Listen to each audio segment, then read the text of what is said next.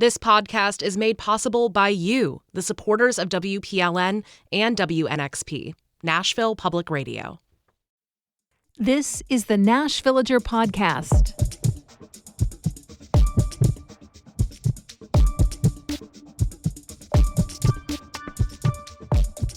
It's April 10th, 2025.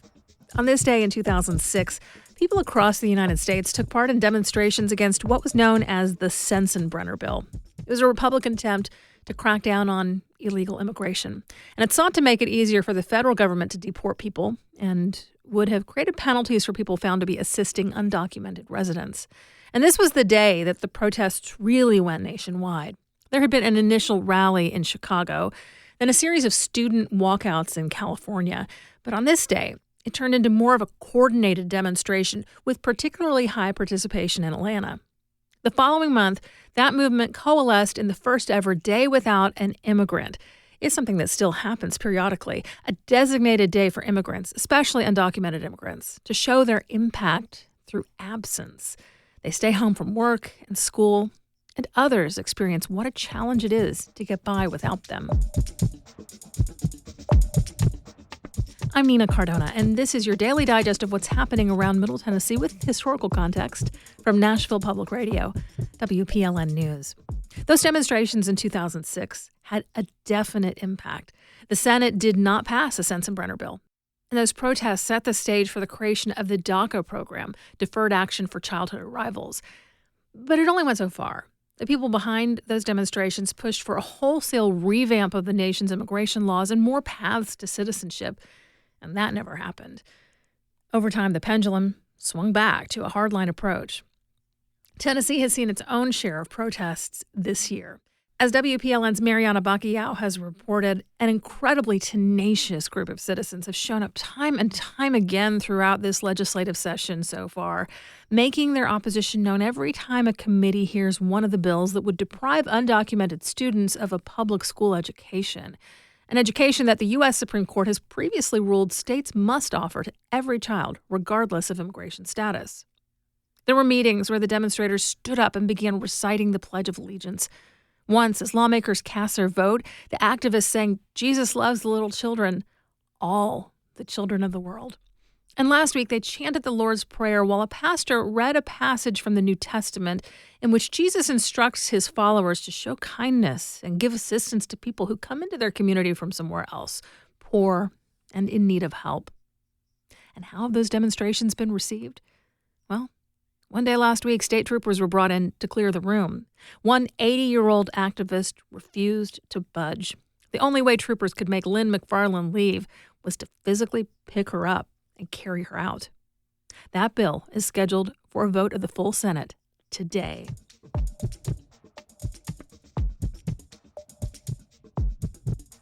In just a few minutes, what would it feel like to be adolescent in a body that feels ready for retirement?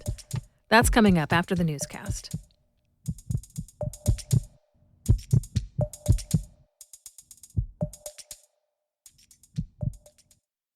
Tennessee's legislature has passed a record-breaking number of anti-LGBTQ laws. I'm Mariana Baca-Yao, and as WPLN's Power and Equity reporter, I focus not only on how marginalized communities contend with those new laws, but how they come together in spite of them. I think what gives me hope is that someone like you is covering this.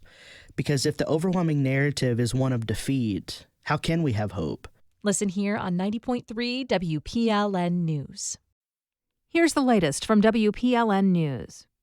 Tennessee's tornado count is up to 11. Craig Hanrahan with the Tennessee Emergency Management Agency says surveys are ongoing to document the impacts of last week's storms for federal relief. In Middle Tennessee, tornadoes have been confirmed in Humphreys, Dixon, and Grundy counties. Widespread wind damage to trees and some structures has been found in 9 counties, covering some 100 miles. Winds at 70 miles per hour with evidence of some even more powerful microbursts. A bill that would allow abortion medication providers to be held civilly liable for the death of an unborn child was passed out of the state Senate this week. The bill was introduced by Joey Hensley, a Republican from Hohenwald. Hensley also introduced a bill this year that would shield gun manufacturers like Tennessee-based Smith & Wesson from liability, which Democrat London Lamar pointed out on the floor. This General Assembly has passed legislation to hold gun manufacturers not liable, and guns are the number one killer of children in the state of Tennessee. We like to pick and choose who should be liable for causing harm, but it seems we only want to hold folks liable when it comes to delivering health care services to women. When presenting the bill to protect gun manufacturers, Hensley told his colleagues that it was inspired by a lawsuit brought against Smith & Wesson by Mexico over the harm caused by U.S. guns being illegally trafficked across the southern border.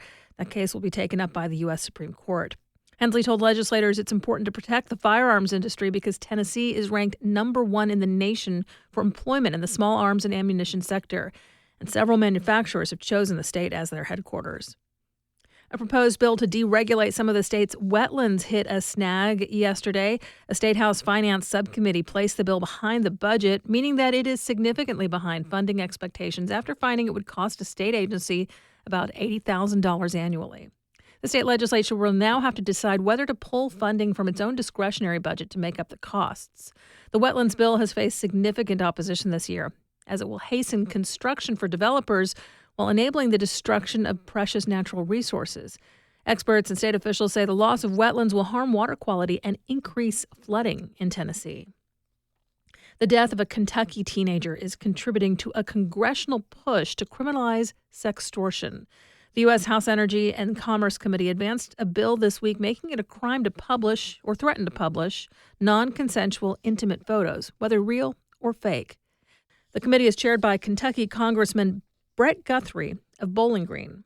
As a father and a grandfather, I am extremely concerned by the stories we are hearing from parents about the potential unintended consequences of new technologies. The measure also requires social media and other websites to remove so-called deep fake images within 48 hours of receiving notice from the victim.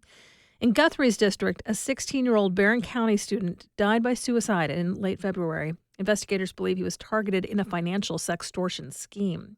The Take It Down Act has already cleared the U.S. Senate and now heads to the full House of Representatives. TCAP starts next week. The standardized test is one of the most rigorous in the country, with elementary students expected to show that they're on track for college and career success. But only 41% of Tennessee third graders met that standard last year. WPLN's Camelia Burris reports that even some adults have struggled to pass the test. A group of about 35 adults took the English Language Arts section of the third grade TCAP during a mock exam. Half of them failed. Not too long ago, I was part of a group of adults who took a portion of the third grade ELA TCAP who did not do well. That's Metro Nashville School Board member Berthina Nabah McKinney. She spoke about the test during a February school board meeting. So out of the group, about 50% did not pass. And this test is a big deal for third graders. A state law passed in 2021 requires students who don't do well enough on it to go to summer school or enroll in tutoring, or both. They could even be held back from fourth grade. Nabah McKinney says that it's important for adults to take these tests so they can see what kids go through. The more we can expose our community to what that looks like, I think the better understanding people will have. Critics of the state law say that the test isn't focused enough. It doesn't just measure reading, it also judges grammar, syntax, and punctuation. Literacy is no longer just about students being able to read material. It has a lot of comprehension. And students struggle with that comprehension. While many third graders were able to define words or pick out what characters in a story were doing, they had a hard time finding the central meaning of a passage. But this year, Metro School says students are on track to improve English Language Arts TCAP scores. Camelia Burris, WPLN News. The warden of Trousdale Turner Correctional Facility has resigned. The prison is run by the private company Core Civic. The Tennessean reports it has had 6 wardens since opening 8 years ago.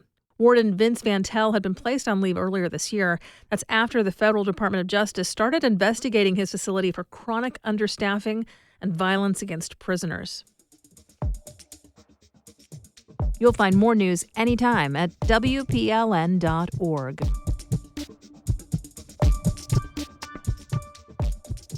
Adolescence and old age can be challenging periods in life. So imagine experiencing both at the same time. That's the story of Kimberly Akimbo, the Tony Award-winning musical now at the Tennessee Performing Arts Center. The main character is portrayed by Broadway star Carolee Carmello. She spoke with WPLN's LaTonya Turner about playing a teenager whose body looks and feels like an older adult.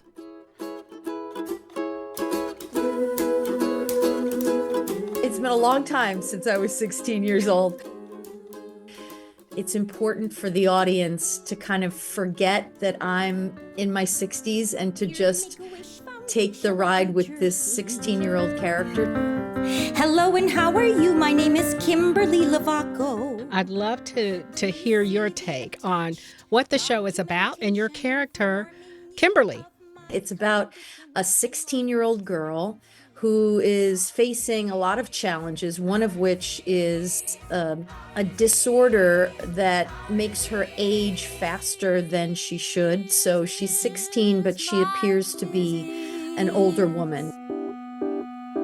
My disease, which is an incredibly rare genetic disorder, in which several signs of aging are She's facing that, which is not a small thing, but she's also got a very funny, dysfunctional family, and they've just moved to a new town, and she's trying to make friends in high school, and she's got her first crush, and there's a lot of stuff going on for Kimberly, and it all sort of makes for a very emotional and hysterically funny story. hypertension. Look how they're I saw that there's ice skating in the show. Yes. Tell me about that.